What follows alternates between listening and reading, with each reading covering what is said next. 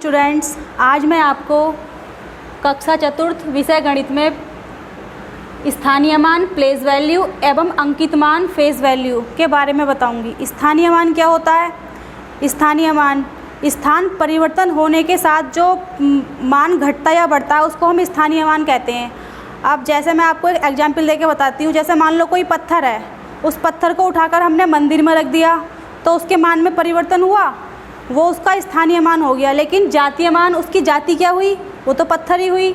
उसको हम बोलते हैं अंकित मान या जातीय मान भी बोलते हैं। इसको हम जातीय मान भी लिख सकते हैं।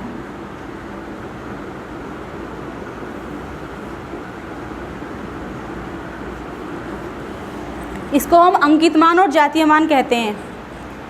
अब स्थानीय मान, अब देखिए हम कोई संख्या से लेते हैं। जैसे मान लो ये कोई संख्या है, इस संख्या में जो उस संख्या का जो अंक होगा, वो अंक जिस स्थान पर होगा वह उसका स्थानीय मान होगा। जैसे मान लो ये 2 है, 2 इकाई के अंक पर है तो इसका स्थानीय मान कितना हुआ? 2 गुणा 1 यानी 2।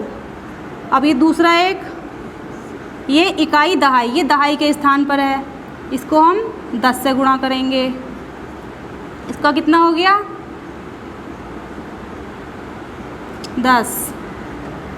3 इकाई दहाई सैकड़ा,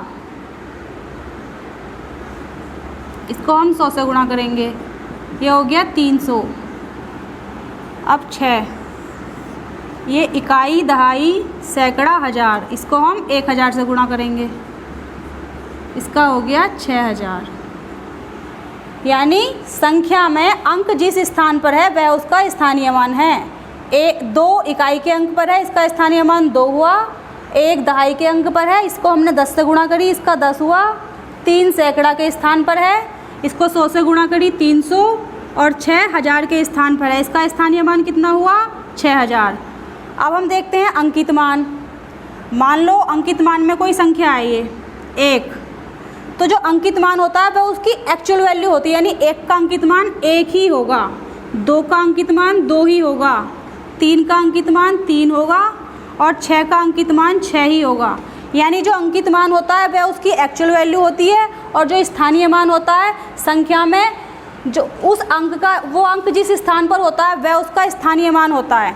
अब आपकी एक्सरसाइज 1.1 में सवाल दिया है, निम्न संख्याओं को विस्तार रूप में लिखकर प्रत्येक में 5 का स्थानीय मान लिखिए। अब आपकी ये संख्या दे रखी है, इसको पहले विस्तार रूप में लिखते हैं। विस्तार रूप में कैसे लिखते हैं?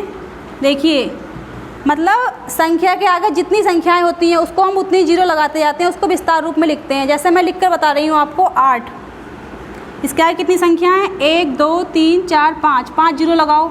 1 2 3 4 5।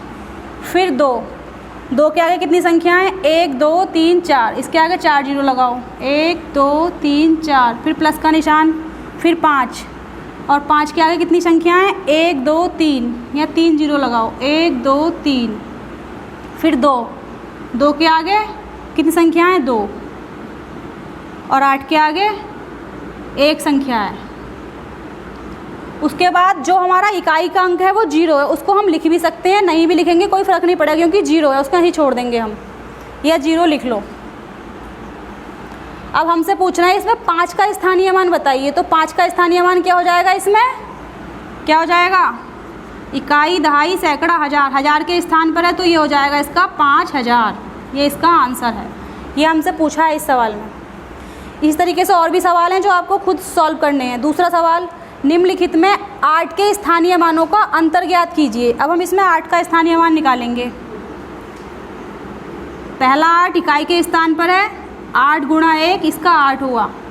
दूसरा 8 इकाई दहाई सैकड़ा हज़ार के स्थान पर है तो इसको हम 1000 से गुणा करेंगे, यानी ये हो जाएगा 8000। अब क्या पूछा है हमसे? निम्नलिखित में 8 के स्थानीय मानों का अंतर ज्ञात कीजिए। यानी स्थानीय मान तो हमने ज्ञात कर लिया 8 का, अब हमें इसका अंतर, डिफरेंस बताना है। इसको घटाएंगे, इधर देखो, 8000 में से 8 माइनस कर दो, हासिल लिया। 10 में से 8 गया 2, यहाँ 9 बचेगा, यहाँ भी 9 और यहाँ 7। ये हमारा आंसर है। इस तरीके से आपकी इस एक्सरसाइज में और भी सवाल हैं, मैं सबकी PDF बनाकर भेज दूँगी जो आपको होमवर्क में सॉल्व करनी है। थैंक्स।